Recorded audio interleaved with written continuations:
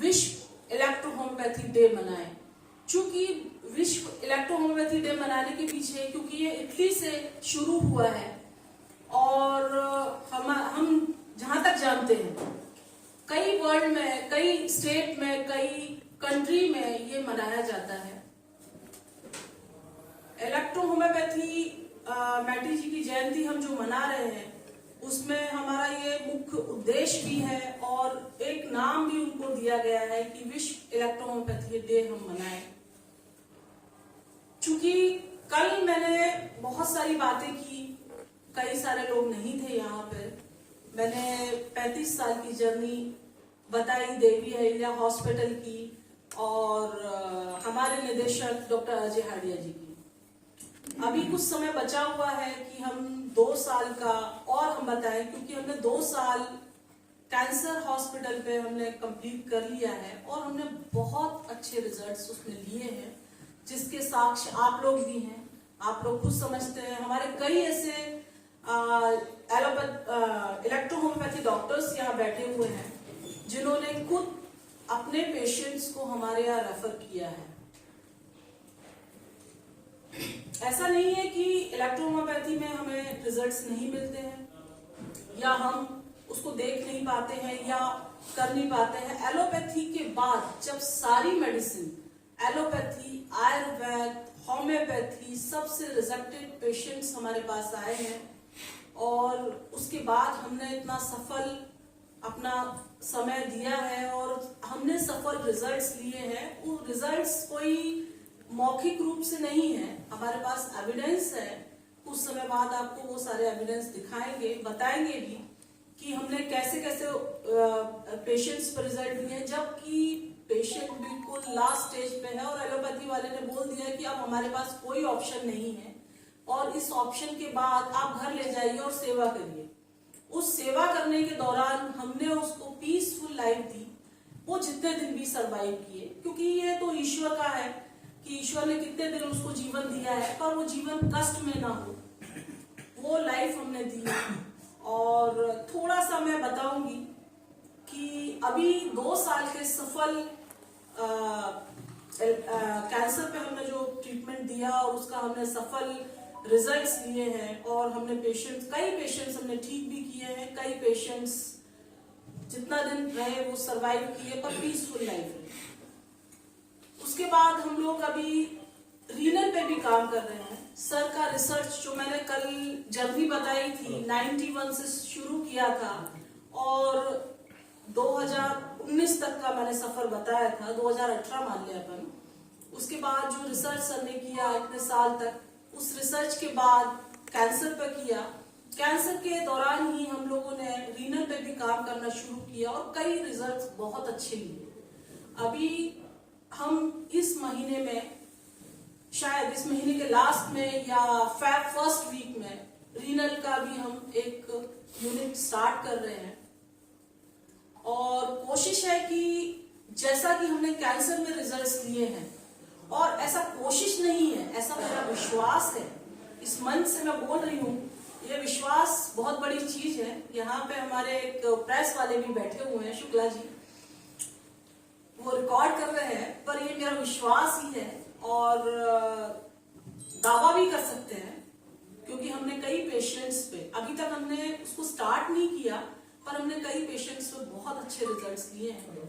तो रीनल हम स्टार्ट कर रहे हैं may be this month last और फर्स्ट वीक में, जो कि पेशेंट डायलिसिस पे चले गए हैं। डायलिसिस के बाद उनको बोलते हैं कि ट्रांसप्लांट करा लें। ये एलोपैथी में एक बार पेशेंट गया तो डायलिसिस, इसके बाद किडनी ट्रांसप्लांट, इसके बाद कोई ऑप्शन नहीं बचता है।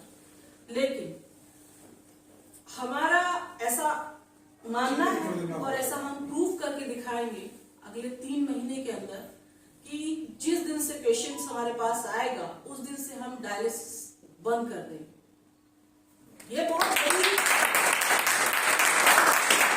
बात मैं बोल रही हूँ, पर ये बात मैं बोल रही हूँ रिजल्ट्स देखने के बाद। इलेक्ट्रोहोम्योपैथी मेडिसिन में इतनी ही ताकत है, इतनी ही पावर है, बस बशर्ते इसको करने की कोशिश करनी चाहिए हर व्यक्ति को। जो कि इलेक्ट्रोहोम्योपैथ से जुड़ा हुआ है। मेरा सेशन दोबारा से होगा, ज्यादा बोल के आपको बोर नहीं करूंगी। अभी हमारे जितने भी आए हुए इलेक्ट्रोहोम्योपैथी डॉक्टर्स हैं, मैं चाहती हूँ कि वो अपना अपना एक्सपीरियंस शेयर करें और बताएं कि उन्होंने क्या क्या अचीवमेंट किया। चूंकि आप ही लोगों के जरिए, आप ही लोगों की बदौलत हम इलेक्ट्रोहोम्योपैथी को आगे ले जा सकते हैं। काउंट सीजर मैटी का भी यही सपना था कि ये मेडिसिन जन जन तक जाए, और हमारा भी ये सपना है। एक छोटी सी बात या बड़ी कह लें आप इसको, काउंट सीजर मैटी जी ने इसको शुरुआत किया, हर देश में उसको लाने की कोशिश की, कई स्टेट में। बहुत ज्यादा डीप तो मैं नहीं जानती, 18-19 साल से मैं इस संस्था से जुड़ी हूँ, लेकिन जितना मैं जानती हूँ, ज्यादा डिटेल सर ही बता पाएंगे। उसके बाद डॉक्टर NL सिन्हा जी ने हमारे हिंदुस्तान में इसको शुरू किया और कैंसर पे बहुत अच्छे काम किए। कैंसर नहीं, उन्होंने हर डिसीज पे काम किया। उसके बाद मुझे जो लगता है, ये मेरा ओपिनियन है, मंच से बोल रही हूं, कि उसके बाद अगर मैंने इलेक्ट्रोहोम्योपैथी को अगर देखा है, जाना है और उसके रिजल्ट्स देखे हैं, तो वो एकमात्र हिंदुस्तान के अंदर NL सिन्हा जी के बाद अगर हॉस्पिटल है तो वो देवी अहिल्या कैंसर हॉस्पिटल है, जिसने ये काम करके दिखाया, जिसने ये बता के दिखाया कि हम किसी से पीछे नहीं है। जहां एलोपैथी फेल हो गया, जहां आयुर्वेद फेल हो गया, जहां होम्योपैथी फेल हो गया, जो कि रिकॉग्नाइज्ड है, जिनको परमिशन है गवर्नमेंट से, हमारे पास कोई परमिशन नहीं है। हमारे पास ऐसे ऐसे पेशेंट्स अभी आने लगे हैं, क्रीमी लेयर जिसे कहना चाहिए।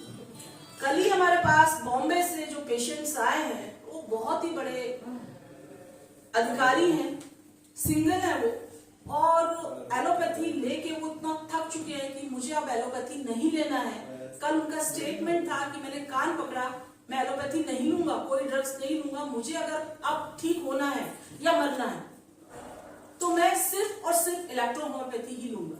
ऐसे एक नहीं, हजारों केसेस। 2 साल की जर्नी में हमने कम से कम 2500 से ऊपर के केसेस देखे हैं। उसमें कुछ ठीक हुए हैं, कुछ ईश्वर की मर्जी से चले गए हैं, और कुछ आज भी सरवाइव कर रहे हैं। तो बहुत ज्यादा कुछ ना बोलते हुए मैं अपने स्पीकर्स को बोलना चाहूंगी कि वो यहाँ आए, और ये खुला मंच है, आप अपनी बात रखें, और जो भी आपको लगता है, जो भी इस देवी अहिल्या हॉस्पिटल से आपको चाहिए, वो सारी चीजें आपको मिलेंगी। हमारा फोन क्लियर करने का कोई ऐसा मकसद नहीं था कि कोई गैदरिंग करनी है या हमें कोई